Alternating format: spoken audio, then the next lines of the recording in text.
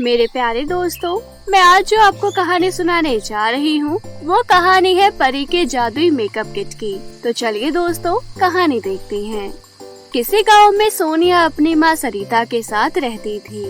वो दोनों माँ बेटी बहुत बड़ी जादूगरनी थी। इसके साथ साथ वो दोनों बहुत ज्यादा घमंडी भी थी। माँ, आप मुझे बताइए, दुनिया में सबसे सुंदर लड़की कौन है? अरे मेरी गुड़िया रानी, ये भी भला कोई पूछने वाली बात है क्या? और कौन?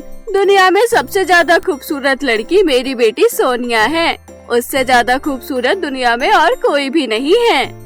अपनी माँ की ये बात सुनकर सोनिया बहुत खुश हो जाती है। दोनों माँ बेटी मिलकर लोगों को बहुत ज्यादा परेशान किया करती थी। वो दोनों माँ बेटी जंगल के पास एक गुफा में रहा करती थी। गुफा के बाहर से जो कोई भी गुजरता, दोनों माँ बेटी मिलकर सभी को मारा करती थी और उनके पास जो भी सामान होता था वो सभी उनसे छीन लिया करती थी। एक बार एक विष्णु नाम का लड़का उसी जंगल में आता है। विष्णु को फोटोग्राफी का बहुत शौक था। वो जंगल में जाकर वहाँ की तस्वीरें लेने लगता है। तभी वहाँ पर वो दोनों माँ बेटी सरिता और सोनिया आ जाती हैं। सरिता बेवजह विष्णु को मारते हुए कहती है, क्यों रे नालायक, तेरी हिम्मत कैसे हुई बिना मुझसे पूछे मेरे जंगल में आने की और यहाँ की तस्वीरें निकालने की? सरिता की ये बात सुनकर विष्णु उससे कहता है, लेकिन ये तो सरकारी जमीन है, इस पर आने के लिए किसी इंसान से इजाजत लेने की क्या जरूरत है? विष्णु की ये बात सुनकर वही खड़ी सोनिया उसके पास आकर कहती है, क्या कहा तूने? सुन, ये जगह कोई सरकारी नहीं है। यहाँ आने के लिए तुझे मेरी माँ से इजाजत लेनी चाहिए थी। और अगर तूने ज्यादा बकवास की ना या ज्यादा जबान चलाई ना तो तेरा यही खड़े खड़े खून पी जाऊंगी। ये जंगल मेरा और मेरी माँ का है। आई बात समझ? अच्छा, ठीक है, मुझे माफ करो, मुझसे गलती हो गई जो मैं यहाँ पर आ गया। प्लीज मुझे जाने दो।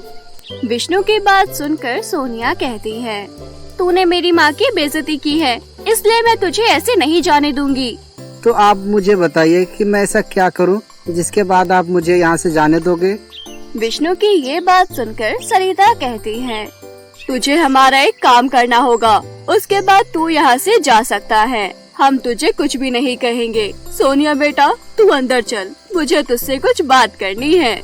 ऐसा कहकर वो दोनों जादूगरनियाँ विष्णु को अपने जादू से कैद कर लेते हैं और वहाँ से गायब हो जाते हैं। देख बेटा, मैं तुझे एक बात बताती हूँ, कितना सुंदर लड़का है वो, और तुझे इससे ज्यादा अच्छा लड़का कहाँ मिलेगा। कितना आज्ञाकारी भी है, और तो और वो डरता भी है। मैं तो तुझसे यही कहूँगी कि तू उसको उठाकर उससे शादी कर ले। लगता है मम्मी, आप बिल्कुल सही बोल रहे हैं। मुझे भी ये लड़का बहुत पसंद आया है। मम्मी, आप एक काम कीजिए, आप जल्दी से हम दोनों की शादी करवाने की तैयारियां कीजिए। इतना कहकर दोनों माँ बेटी वहाँ से गायब हो जाते हैं और सीधा विष्णु के पास आ जाते हैं। उन दोनों को वहाँ अचानक देख विष्णु घबराते हुए कहता है, बताइए मुझे क्या करना होगा? देख, मेरी बेटी कितनी सुंदर है। मेरी बेटी जितनी खूबसूरत लड़की तुझे पूरी दुनिया में नहीं मिलेगी।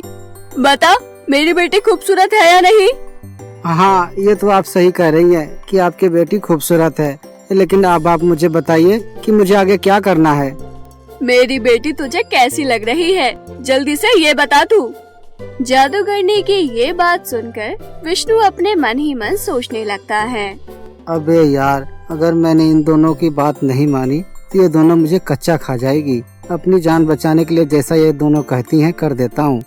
कुछ देर सोचने के बाद विष्णु कहता है, आप बिल्कुल सही कह रही हैं, आपकी बेटी तो बहुत सुंदर है। ऐसी लड़की मुझे दुनिया में कहीं नहीं मिलेगी। अब मुझे जाने दीजिए प्लीज। अरे वाह, ये तो बहुत अच्छी बात है। तुझे मेरी बेटी पसंद आई ना? चल अब जल्दी से इससे शादी करने के लिए तैयार हो जा। मेरी बेटी तुझसे शादी करना चाहती है। क्या? ये शादी बीच में कहाँ से आ गई? मैं कोई शादी वादी नहीं करने वाला। मैं तो पहले से ही शादीशुदा हूँ। मेरी बीबी है भाई। तू अपनी बकवास बंद कर और मेरी बात ध्यान से सुन। तेरी चाहे एक बीबी हो या फिर 50, मुझे उससे कोई भी लेना देना नहीं है। अब तू शादी मेरी बेटी से भी करेगा, वरना मैं तेरा काम अभी के अभी तमाम कर दूंगी। अब ये तेरे ऊपर है कि तुझे मेरी बेटी के साथ जीना है या फिर अकेले मरना। देखिए, मुझे प्लीज घर जाने दीजिए। मैं पहले से ही शादीशुदा हूँ और मैं अपनी पत्नी से प्यार करता हूँ। और वैसे भी एक शादीशुदा आदमी पत्नी होते हुए दूसरी शादी कैसे कर सकता है? अगर तू मुझसे शादी नहीं कर सकता तो फिर मरने के लिए तैयार हो जा। हम दोनों माँ बेटे मिलकर तेरा खून पिएंगे। सोनिया के ये कहने पर विष्णु डर के मारे अपने मन ही मन सोचने लगता है, हे भगवान, ये मैं कहाँ कर फंस गया। अगर मैंने इसे शादी कर ली और ये बात मेरी बीवी को पता चल गई तो कितना बुरा लगेगा। और अगर मैंने इन दोनों की बात नहीं मानी तो ये दोनों मुझे मार डालेंगी। हे भगवान, अब मैं क्या करूँ? कुछ देर तक विष्णु मन ही मन सोचने के बाद कहता है, ठीक है, मैं आपकी बेटी से शादी करने के लिए तैयार हूँ। विष्णु के ये बात सुनकर दोनों माँ बेटी खुश हो जाती हैं। फिर सोनिया की माँ सरिता सोनिया और विष्णु की शादी जल्दी से करवा देती है। बेटी, अब तू अपने ससुराल जा और कोई भी परेशानी हो तो मुझे फोन कर देना। और अगर तुझे कोई परेशान करे तो उसे कच्चा जवा जाना, किसी से भी डरना नहीं। ठीक है माँ, अब मैं चलती हूँ। और हाँ, आप मुझसे मिलने आते रहना। इतना कहकर सोनिया अपने पति विष्णु को जादू से उसके घर ले आती है। विष्णु के घर पर उसकी पत्नी संजना रहती थी। संजना बहुत ही समझदार और खूबसूरत लड़की थी। संजना सोनिया को देखकर कहती है, ये चौमिन से बालों वाली कौन है? ये आप किस जंगली जानवर को उठाकर ले आए हैं? संजना की बात सुनकर सोनिया गुस्से से कहती है, क्या तूने मेरे बालों को चौमिन कहा है? मैं तुझे जंगली दिखाई देती हूँ? संजना, ये मेरी पत्नी है, मैंने इसे शादी की है। विष्णु के मुंह से ये बात सुनकर संजना आग बबूला हो जाती है और वहाँ से चुपचाप गुस्से से अपने मायके चली जाती है। अगले दिन सोनिया अपनी जादुई झाड़ू पर बैठकर गांव में घूमने जाती है। गांव में बहुत सुंदर सुंदर लड़कियां थी। सोनिया उन लड़कियों के पास जाती है और कहती है, अरे इस गांव में तो मुझसे भी ज्यादा सुंदर सुंदर लड़कियां हैं।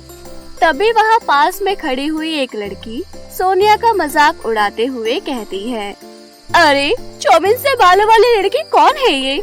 अरे देखो तो इसे, देखने में तो ये जंगली जैसी लग रही है। अरे देखो तो कितनी बदसूरत लड़की है ये।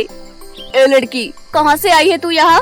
अरे मैंने सुना है कि विष्णु भाई ने दूसरी शादी कर ली है और लड़की की माँ ने जबरदस्ती शादी करवाई है। हे भगवान, ये तू कैसी बातें कर रही है? उसे यही लड़की मिली थी क्या शादी करने के लिए? जबकि उसकी बीबी संजना तो कितनी सुंदर है।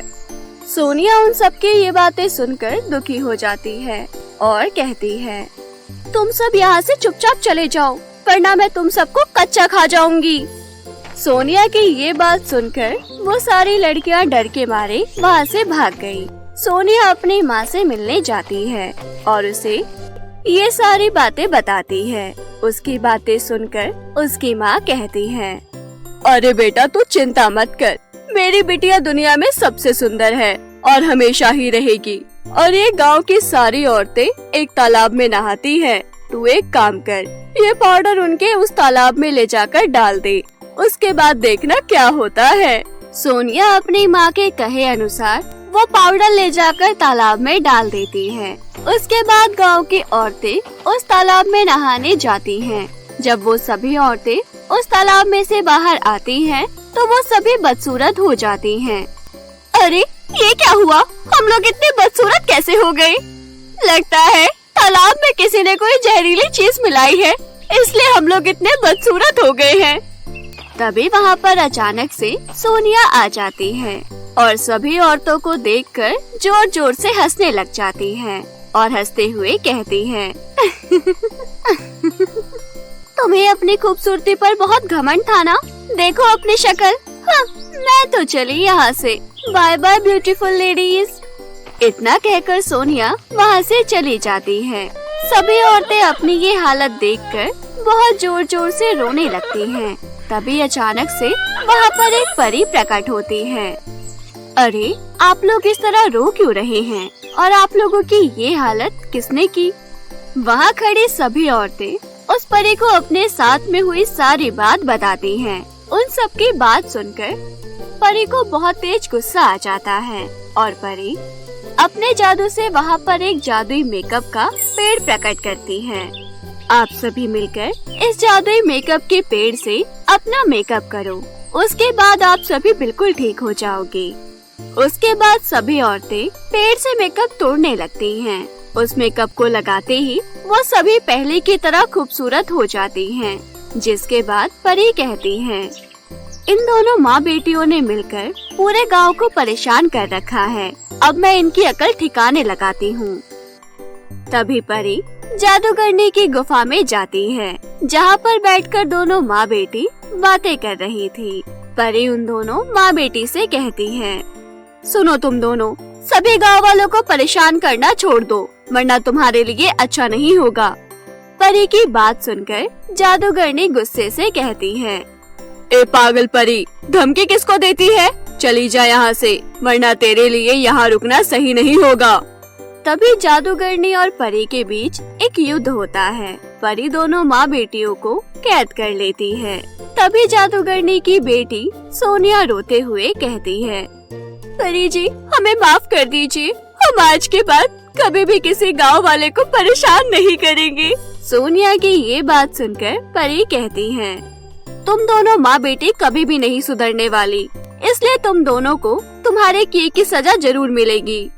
परी उन दोनों माँ बेटी को अपने साथ बंदी बनाकर अपने परिलोक ले जाती है और जेल में डाल देती है। उसके बाद दोनों माँ बेटी हमेशा के लिए परियों की जेल में कैद हो जाती हैं। जिसके बाद विष्णु और उसकी पत्नी संजना और साथ के साथ ही सभी गांव वाले हंसी खुशी अपना जीवन व्यतीत करने लगते हैं।